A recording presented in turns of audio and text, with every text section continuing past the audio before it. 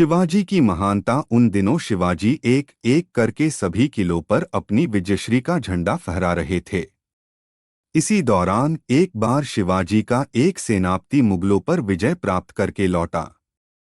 उसने सीधे आकर शिवाजी को यह खुश खबरी सुनाई और बोला, राजे, हम आपके लिए बहुत ही अनमोल उपहार लाए हैं। सेनापति के इशारे से एक पालकी शिवाजी के सामने लाकर रखी गई। पालकी को हटाया गया तो उसमें सौंदर्य की अनुपम मूर्ति मुगल बादशाह की बेगम विराजमान थी। यह देख शिवाजी को पूरी बात समझते देर नहीं लगी। वह तुरंत उस देवी के पास गए और बोले, माँ, मैं आपके दर्शन करके धन्य हो गया। आप सौंदर्य की मूर्तिमान प्रतिमा है। अगर मेरी माँ आपकी तरह सुंदर होती तो ये शिवा इतना काला नहीं होता। मेरे सैनिकों को क्षमा कर दीजिए। आप चिंता न करें, आपको सही सलामत आपके शौहर के पास पहुंचाया जाएगा। यह सुनकर वह देवी बोली, आपके बारे में अब तक केवल सुना था शिवाजी, लेकिन अब यकीन हो गया कि आप सच में महान हैं। इसके बाद शिवाजी ने सैनिकों को आदेश दिया कि बेगम को उनके शौहर के पास पहुंचाया जाए। शिवाजी ने अपने सेनापति को भी समझाया कि वीर वही है जो हमेशा नारी का सम्मान करें।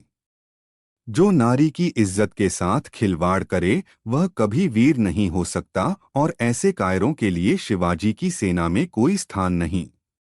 आगे से ऐसी गलती नहीं होना चाहिए। दोस्तों, एक और प्रसंग हम जान लेते हैं जो शिवाजी महाराज के बारे ही हैं, जो उनकी उदारता को प्रकट करता है।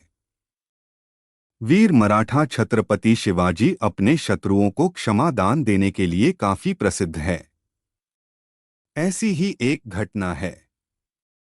एक बार शिवाजी अपने शयन कक्ष में सो रहे थे। रात का समय था।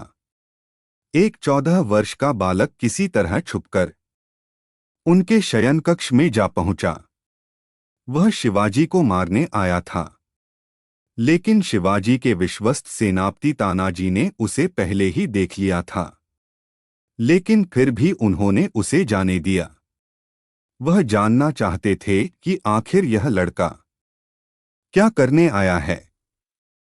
उस लड़के ने तलवार निकाली और शिवाजी पर चलाने ही वाला था कि पीछे से तानाजी ने उसका हाथ पकड़ लिया। इतने में शिवाजी की भी नींद टूट गई। उन्होंने उस बालक से पूछा कि तुम कौन हो और यहाँ क्यों आए हो। उस बालक ने निडरता पूर्वक बताया कि उसका नाम मालोजी है और वह शिवाजी की हत्या करने आया था। जब शिवाजी ने उससे कारण पूछा तो उसने बताया कि मैं एक गरीब घर से हूं तथा मेरी मां कई दिनों से भूखी है, इसलिए अगर मैं आपकी हत्या कर दूं तो आपका शत्रु सुभाग राय मुझे बहुत सारा धन देगा। यह सुनकर तानाजी गुस्से में बोले, मूर्ख बालक, धन से लोभ से तू छत्रपति शिवाजी का वध करने आया है। अब मरने के लिए तैयार हो जा। इतने में मालोजी शिवाजी से बोला, महाराज, मैंने आपका वध करने की कोशिश की था। निसंदेह मैं दंड के योग्य हूं, लेकिन कृपा करके मुझे अभी के लिए जाने दीजिए। मेरी मां भूखी है, वह जल्द ही मर जाएगी।